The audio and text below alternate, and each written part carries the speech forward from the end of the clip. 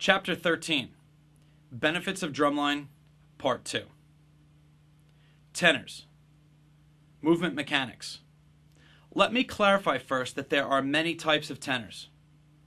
Trios have 3 drums, quads have 4 drums, quints have 5 drums, and 6-packs have 6 drums. On this video, I am using quints or some highly mutated version.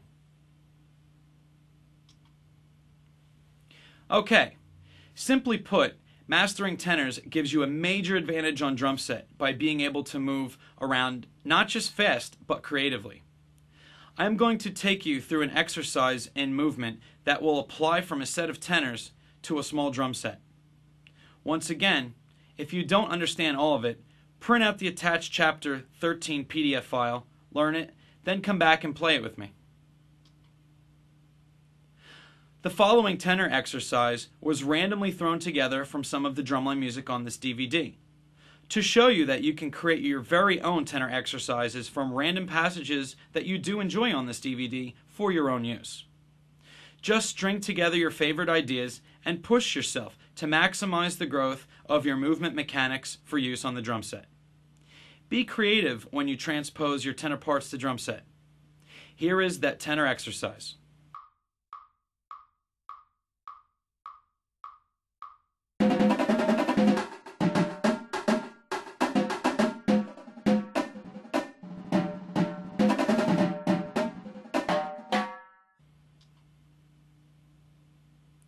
The movement mechanics you learn from tenor drumming relate so well to drum set. Feel free to dissect any of the many tenor parts on this DVD and apply them to drum set. Now I am going to play the previous tenor example on the drum set.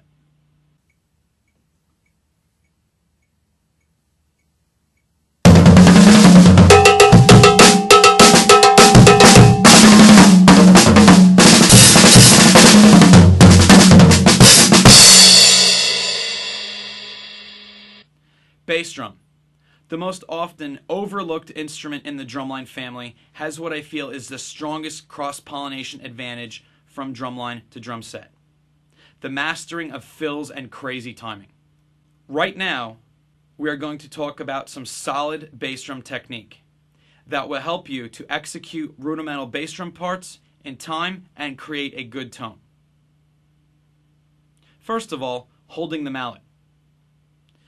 Begin by separating your 4 fingers and thumb into 3 groups. Group A, pinky and ring fingers. Group B, middle and point fingers. Group C, thumb. Place the butt end of the mallet on the outer pad of your palm, opposite your thumb, and wrap Group A around it. You should have complete stability and balance with only these 2 fingers around the mallet. Next, wrap Group B around the mallet. These 2 fingers provide the control and reinforce the movements initiated by Group A. Proceed to place the pad of your thumb against the mallet. There should be no space between the side of your thumb and side of your hand. Playing position for bass drum is simply this. While holding the mallet up to the drum, the forearm should be parallel to the ground. The beat of the mallet always strikes the center of the head unless indicated differently on the music. The beginning of the shaft of the mallet, which comes out of the front of your fulcrum closest to the drum, should be 2 inches above the back rim, or 3 inches if your bass drum has rim savers on the shot zone. The angle created at the elbow will be different for every size bass drum, from typically as small as 14 inches to as large as 32 inches or more. The upper arm to the shoulder should be relaxed and hung loosely. The mallet bead should rest 1 inch from the center of the drum head. Contemporary bass drum carriers and bass drum stands for marching bass drums will be built to your body specifics to make these requirements possible. A lot of older equipment was not made for these requirements simply because most of the musical parts around were not difficult enough to demand innovation from the product manufacturers. The way to stroke the drum is unique to this instrument only because the heads are perpendicular to the ground. You should feel like you are opening a doorknob or turning a screwdriver with limited wrist turn. Let's discuss the volume levels we talked about in Chapter 3, but now applied to rudimental bass drum. PP, pianissimo, 1 inch. Grace note strokes. -10 degrees towards a perpendicular axis running from the floor, up through the center of the bass drum, directly out of playing position. MP, mezzo piano, 3 inches. Low tap strokes. 12.5 degrees away from the perpendicular axis. MF, mezzo forte, 6 inches. The height of a dollar bill. High taps and low accents. 30 degrees away from the same perpendicular axis. F, forte, 9 inches. Medium accents. 70 degrees away from the perpendicular axis. F2, fortissimo, 12 inches. High accents. 90 degrees away from the perpendicular axis, parallel to the floor. F3, 15 inches. Super high accents. 113 degrees away from the perpendicular axis. F4, 20 inches. Extreme super high accents. 135 degrees away from the perpendicular axis.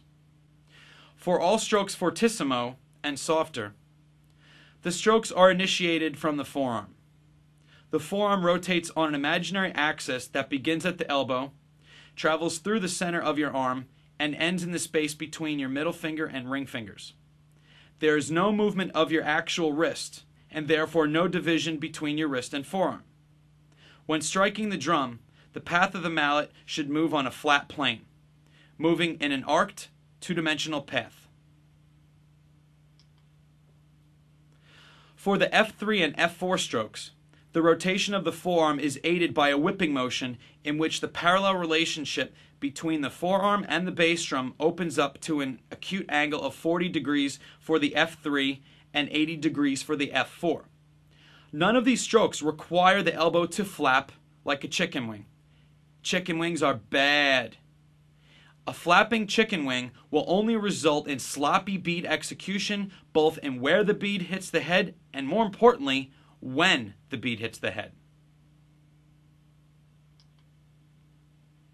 Now I am going to take you through a bass drum exercise, only playing the top bass drum part out of a total of 5 drums. Once again, if you don't understand all of it, print out the attached Chapter 13 PDF file, learn it, then come back and play it with me.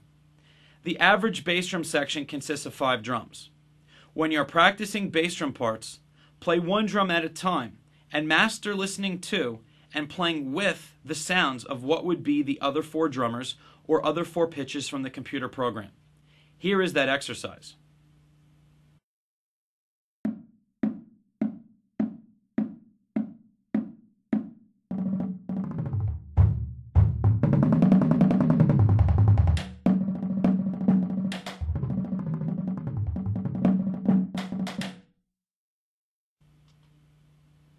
This is fun. Now we are going to play the same part, but split up on this small drum set, creatively. Once you have the original idea down, experiment with making it yours by adding notes, deleting notes, and just adding your own touch of musicianship. Investing a whole year into a strong rudimental bass line with a committed instructor will do wonders for your chops, both mentally and physically. Here is this example.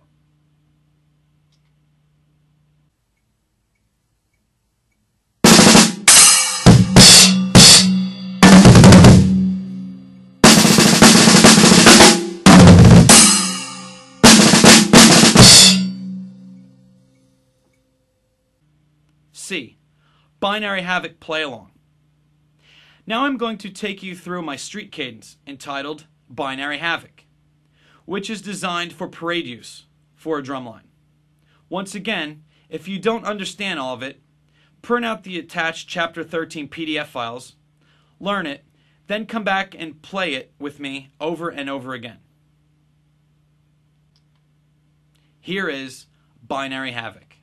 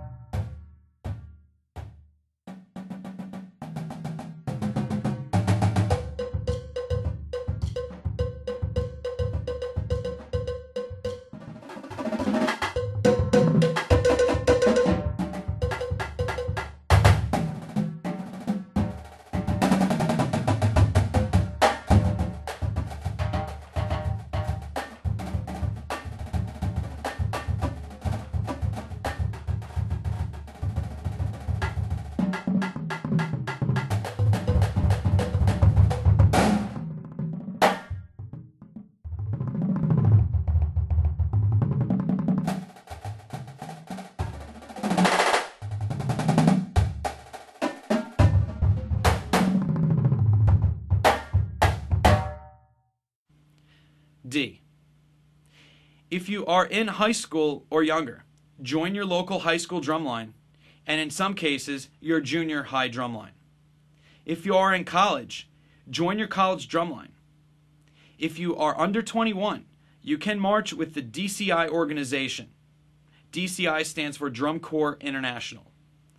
I encourage you to do your own research through www.dci.org.